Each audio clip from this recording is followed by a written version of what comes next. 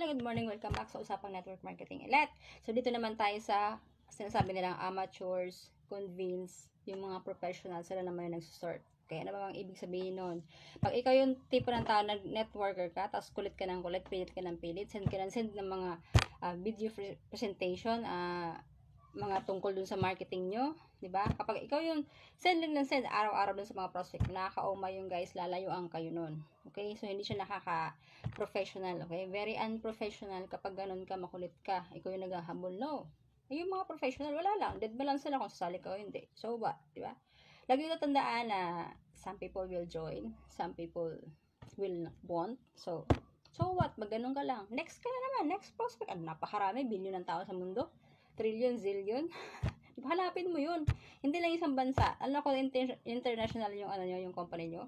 Punta ka sa Amerika, mag-search ka, di ba? Gawa ka ng Facebook. Nigeria,